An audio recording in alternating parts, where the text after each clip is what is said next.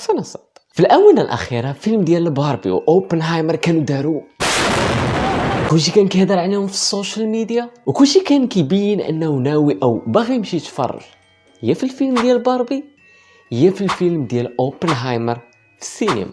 علاش غير واحد فيهم؟ حيتاش هاد جوج افلام خرجوا في نفس النهار ونفسوا بعضياتهم في البوكس اوفيس الامريكي والعالمي، وكاين ستاج الوحش اللي مشي يتفرج فيهم في نفس النهار، وكاين اللي مثلا في السيمانه الاولى قرر انه يمشي يتفرج في الفيلم ديال باربي، والسيمانه اللي موراها مشى تفرج في الفيلم ديال اوبنهايمر، والعكس صحيح. صراحه نقدر نتفهم دوك الاشخاص اللي مشاو يتفرجوا في الفيلم ديال اوبنهايمر في السينما واللي كانوا كيفرعوا لينا راسنا به في فيسبوك وفي مواقع التواصل الاجتماعي الاخرى، حيتاش كاينين بزاف ديال الاسباب اللي تخلي اي واحد يمشي يتفرج في هذا الفيلم في السينما. اول سبب هو القصه ديال الفيلم، كتبوا على واحد الشخص اللي غير مجرى الحرب باختراعه للقنبله النوويه اللي كانت سبب في الوفاه ديال مئات الاف الاشخاص. اختراع اللي ممكن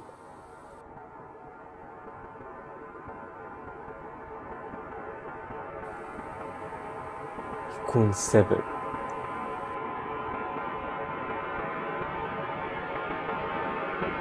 في الوفاه ديالنا كاملين.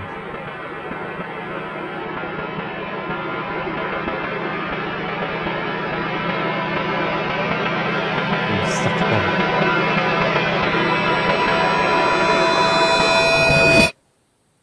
ثاني سبب هما الممثلين ديال الفيلم. عندك فلورنس بيو، إيميلي بلانت، مات دايمون، كيليان ميرفي، روبرت داوني جونيور وبزاف ديال الممثلين اللي واعرين بزاف. ثالث سبب هو ببساطة أن الفيلم من إخراج ديال كريستوفر نولان، مخرج اللي عطانا واحد من أعظم وأفضل الأفلام اللي داروا في هوليوود. ندولك على ثلاثية باتمان، انسبشن، عندك تانت ما عرفتش نحسبوا واحد من افضل الافلام ديال كريستوفر نولان او افضل الافلام اللي دار في هوليوود ولا لا. المهم كريستوفر نولان من ناحيه ديال ستوري تيلين، من ناحيه ديال الحبكه في القصص، من ناحيه ديال العمق في الافلام، من ناحيه ديال الاخراج، خونا ما تيزقلش. يعني فيلم ديال كريستوفر نولان باش تجي تفرج فيه في السينما فما غاديش تضيع فلوسك، لانك غادي تفرج فيلم ديال بصح. وصراحه الافلام ديال كريستوفر نولان شويه معقدين، يقدروا يجوك مملين، يعني تقدر تحس براسك ضيعتي وقتك. ولكن ما كيبقى فيلم ديال كريستوفر نولان اللي غيكون غادي بزاف.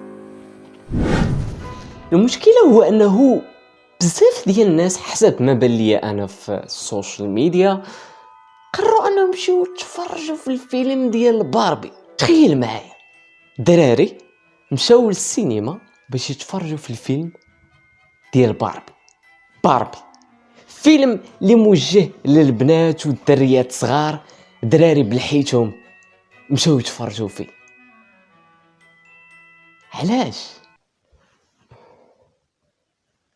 اوكي، حسب الابحاث ديالي فكاينين بزاف ديال العوامل اللي تخلي شي دري مثلا يمشي يتفرج في الفيلم ديال باربي اللي هو فيلم موجه للبنات. اول سبب هو راين غوسلينغ. هاد السيد عنده واحد الطائفه كبيره في الانترنت اللي اغلبيه فيهم دراري اللي كيتبعوا الاعمال ديالو، بسبب ان بعض الشخصيات اللي كيلعبها راين كيحسوا انها مثلا كتمثلهم، او كيف ما كيبغوا يقولوا هما هيز ليترالي مي. يعني راين غوسلينغ لعب شي دور في شي فيلم، المهم في هاد الايام او في الاعوام الجايه هاد الاخوه وهاد الطائفه ديال راين غوسلينغ غيمشيو يساندو وغيمشيو يتفرجوا في داك الفيلم. ثاني سبب هما رجلين ديال مارغريت روبي.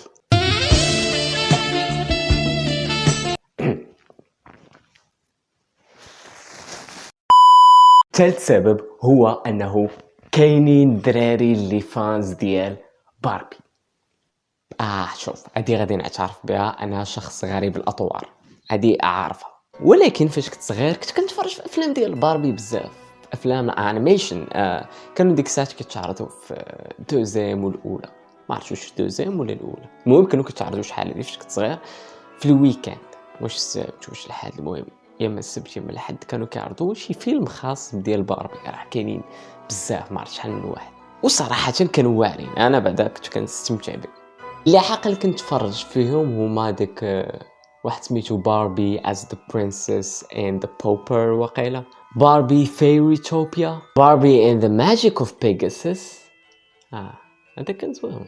باربي اوف سوان ليك هذا كان ناضي بزاف واعر. واخر واحد تفرج فيه هاد العام شي 3 شهور وقيلة ولا شي 4 شهور بحال هكا. المهم سميتو باربي برنسس تشارم سكول اللي صراحه كنت كنقول ما غاديش يعجبني ولكن طلع زوين. وفي واحد الاغنيه زوينه ما عرفت شنو البدايه ديالها. You can tell she's a princess, she doesn't need a crown. You can tell she's a princess, she'll turn the world around. يعني فيلم لايف اكشن ديال باربي ومن البطوله ديال مارغوت روبي.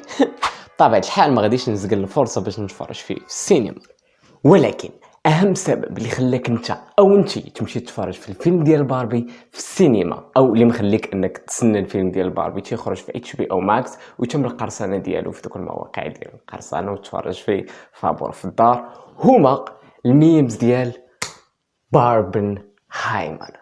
ولكن شنو الاصل ديال هاد الميمز ومنين جاو؟ سؤال جيد. في ديسمبر 3 2020 وارنر براذرز كتعلن على ان كاع دوك الافلام او دوك 17 الفيلم اللي غادي يتخرج في 2021 نهار غادي يتحطوا في السينما. مثلا الفيلم خرجاتو غتحطوا في النهار الاول في السينما، في نفس الوقت في داك النهار الاول غادي يتحطوا في ديك الشبكه ديال اش كيقولها ستريمين سيرفيس ديالها اللي هو HBO ماكس. كاين اللي قال ان هاد البلان اللي دارتو وارنر براذرز هي باش تعطي واحد الخيار للاشخاص اللي ما بغاوش يخرجوا بسبب الفيروس. يعني بلاص ما شي واحد يمشي يخرج ممكن انه يتعرض للفيروس، فقط يجلس في الدار يشارك في HBO ماكس ويتفرج في داك الفيلم بلاص ما يمشي حتى للسينما. ولكن كاينين بزاف ديال الناس اخرين اللي شافوا ان هذه هي خطه ديال وارنر براذرز باش تخلي بزاف ديال الناس او تشجع بزاف ديال الناس انهم يشاركوا في المنصه ديالها اللي هي HBO ماكس وباش تبدا المنافسه ديالها مع نتفليكس. من الاشخاص اللي شافوا هذا الشيء من المنظور الثاني وانتقدوا وارنر براذرز هو المخرج كريستوفر نولان. كريستوفر نولان كان خرج بواحد التصريح اللي كان كيهاجم فيه نوعا ما وارنر براذرز وكان وصف بهذه السياسه او هذه الخطه ديال وارنر براذرز بخطه اللي تافهه وغير منطقيه وبحال كطيح من الصناعه ديال الافلام. وهذا البلان كان تقريبا هو السبب اللي خلى كريستوفر نولان انه ما يبقاش خدام مع وارنر براذرز. في حالة ما عرفش هاد البلان فراه اغلب افلام ديال كريستوفر نولان فراه خدمهم مع وارنر براذرز. اول فيلم ليه مع استوديو كبير كان هو مع وارنر براذرز والفيلم كان هو انسومنيا اللي خرج في 2002. افلام 3 ديال باتمان وانسبشن ودانكيرك وايضا تينت كاملين دارهم مع وارنر براذرز. في سبتمبر 2021 خرجوا اخبار انه الفيلم الجاي ديال كريستوفر نولان غيكون كيدوي على واحد العالم سميتو اوبنهايمر واللي غيديروه مع الاستوديو ديال يونيفرسال. في شهر ابريل وارنر براذرز اعلنت على ان الفيلم ديال باربي غادي يتخرجوا نهار 21 في شهر 7 واللي هو نفس النهار اللي غادي يتعرض فيه الفيلم ديال كريستوفر نولان اللي هو اوبنهايمر. وبزاف ديال الصحفيين والنقاد اللي متعلقين بالسينما والافلام شافوا ان هاد الحركه اللي هو انه وارنر براذرز تحط الفيلم ديال باربي في نفس النهار ديال الفيلم ديال كريستوفر نولان اللي هو اوبنهايمر هو بمثابه عقاب لكريستوفر نولان حيتاش ما بقاش معاهم. هاد الاخبار ديال فيلم باربي واوبنهايمر غيتحط في نفس النهار كانت لاح في تويتر، وهنا فين بانت كلمه ديال باربنهايمر اول مره. شويه بنادم بدا كيطلع شي كيقول انا غادي نمشي نتفرج في الفيلم ديال باربي وكاين اللي كيقول لا انا غادي نمشي نتفرج في الفيلم ديال اوبنهايمر. وواحد خونا نيت في تويتر كان بوستا هاد التصويره واللي كانت دارت شويه بدات كتكبر القضيه وبنادم بدا كيقاد تيشيرت خاص باربنهايمر. تبداو الميمز واللي بداو كيكثروا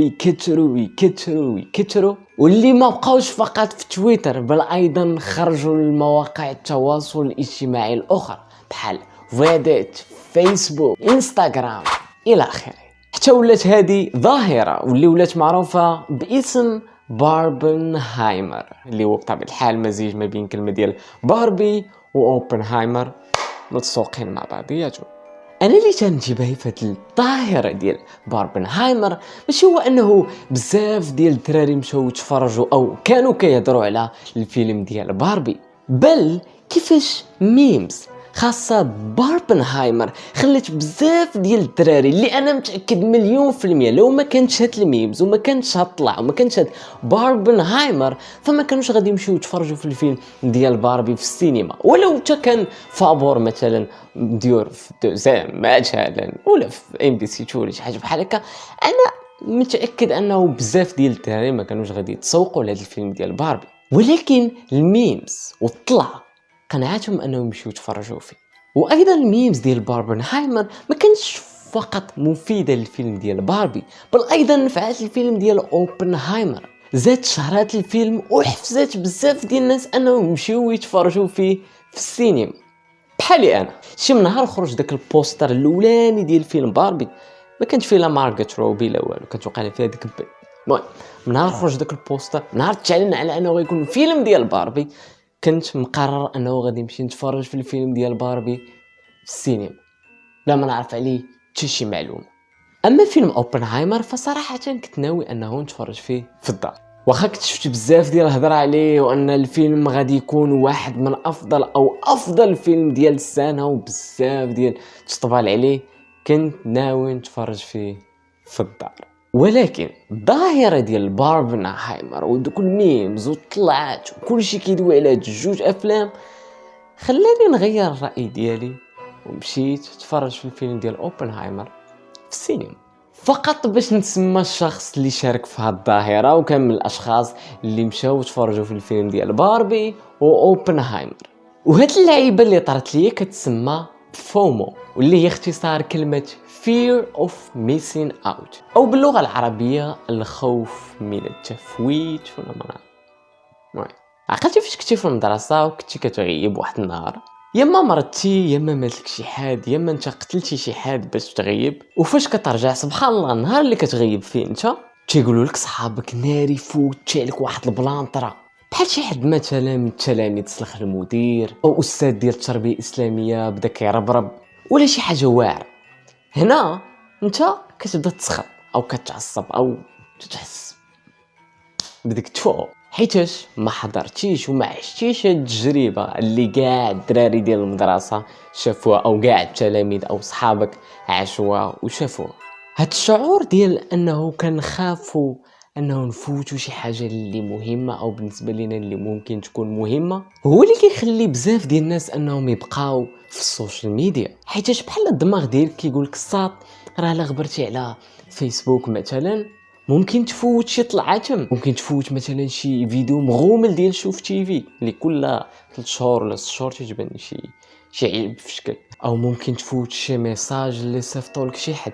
وهذا الفومو هو اللي كيخلي بزاف ديال الناس انهم يمشيو يتفرجوا في شي فيلم معين او شي سيري معين فقط حيت بزاف ديال الناس كيهضروا عليه وتيقولوا واو ناري هذا الفيلم كدا راه واعر او هذا السيري واعره، فبحال انت كتقول كيفاش كلشي كيتفرج فيه راه انا خاصني نتفرج فيه باش نعرف شنو كاين. وقال داك الفومو هو النيت اللي كيخلي مثلا فاش كتكون خارج في الزنقه وكتلقى بزاف ديال الناس دايرين وكيشوفوا شي حاجه كيجيك داك الفضول وكذا وكيفاش هادو كيشوفوا انا خاصني نطل، فهمتي انت كتمشي تطل. وبطبيعه الحال هاد الفومو هو اللي خلى بزاف ديال الناس انهم يبداو يتفرجوا في الافلام ديال مارفل، خاصه في الفيلم او منين خرج داك الفيلم ديال افنجرز انفينيتي وور بزاف ديال الناس راه ما كانوش مفرجين في افلام مارفل اللي قبل ومشاو يتفرجوا في الفيلم ديال انفينيتي وور فقط حيت كلشي بدا كيهضر عليه وفهمتي وجا كيفاش ما يمكنش انا خاصني نمشي نتفرج. وكاين اللي بدا كيتفرج في الافلام ديال مارفل من بعد ما خرج الفيلم ديال افنجرز انفينيتي وار او من بعد الفيلم ديال افنجرز اند جيم فقط حيتاش كلشي كيهضر عليه وكلشي عاش ديك التجربه. يعني بنادم بحال كيبغي يحس براسو انه مع داك المجتمع كيقرر انه يتفرج او يشارك في ديك اللعيبه باش يبان معاهم، فهمتي، المهم يدخل في ديك الكوميونيتي. وايضا الفومو كان السبب اللي خلى بزاف ديال الناس انهم يتفرجوا في اتاك اون تايتن لانه بطبيعه الحال واحد الوقيته كان كلشي كيهضر عليه، او جيم اوف ثرونز او اي حاجه، المهم افلام ومسلسلات الفومو تيلعب واحد الدور كبير. بطبيعه الحال هوليوود بعض المرات كتستعمل الفومو او ماشي كتستعمل، المهم كيجي هو تلقائي. المهم ندوزو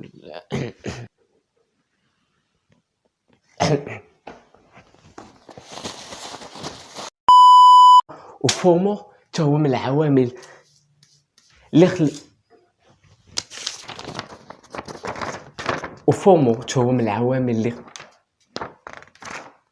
فومو حتى هو من العوامل اللي خلى بزاف ديال الناس انهم يمشيو يتفرجوا في الفيلم ديال باربي في السينما، واللي الاسباب دي او اللي السبب ديالو هو الميمز ديال باربنهايمر.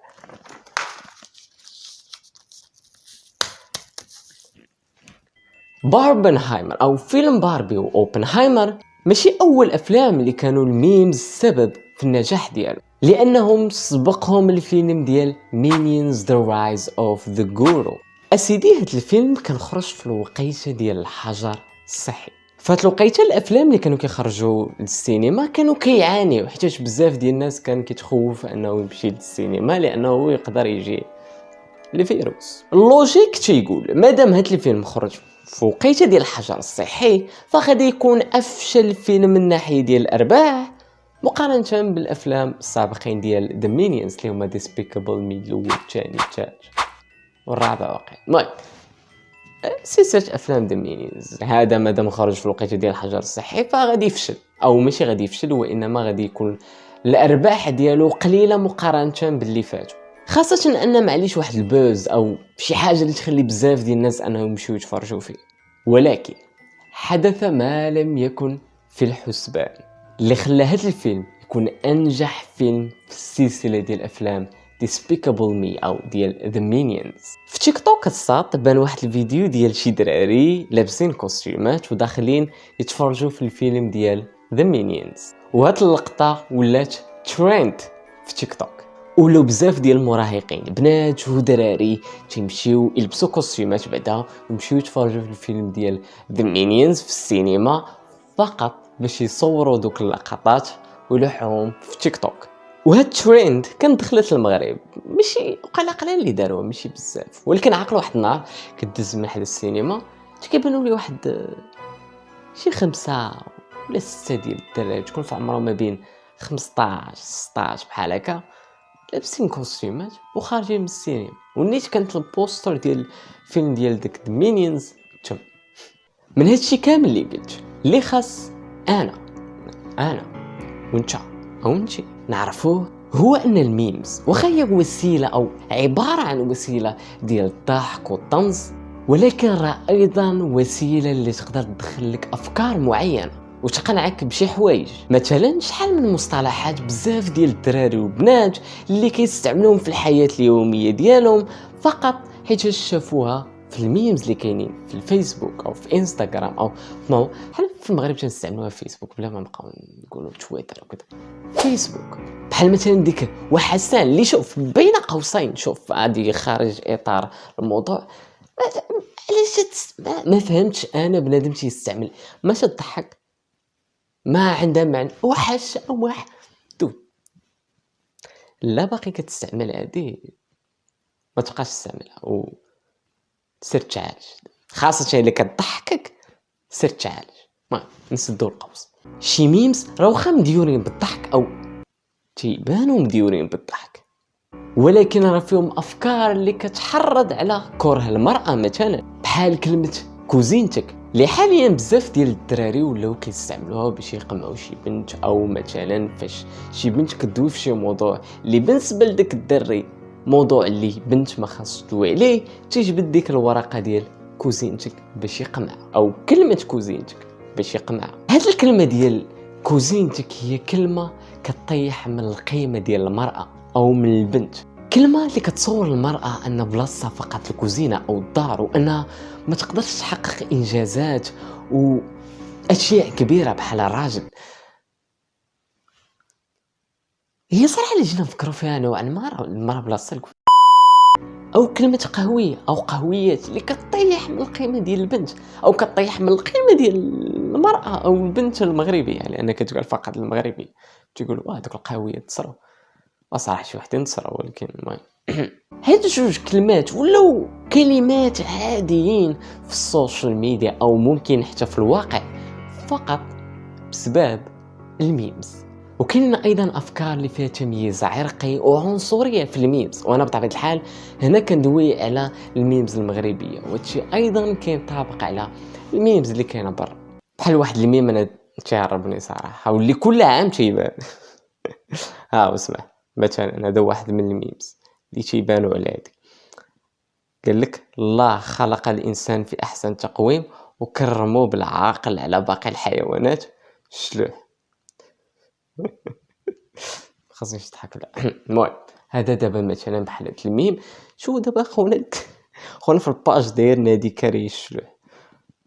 دابا ما خاصش مثلا بحال هاد الميمز تيطيحوا من القيمه ديال واحد العرق او من واحد الثقافه معينه.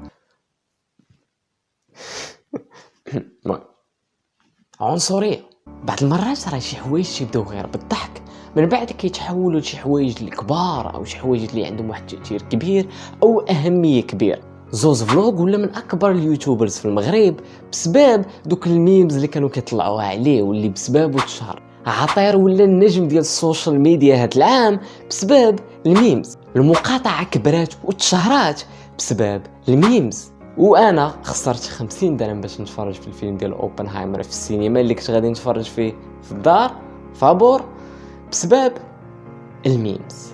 ويا كان هذا الفيديو الصاد اللي عجبك دير لايك، ما عجبكش بطبيعه الحال دير ديسلايك وكتب كومونتير وعبر عن رايك. نتلاقاو في فيديو جاي. اديوس. You can tell she's a princess. She doesn't need a crown. You can tell she's a princess. She turned the world around. You can see in her style. You can see in her smile. You can see in her flair. And the way she wears her hair. Spinning. Twirling. Curly. You can tell she's a princess.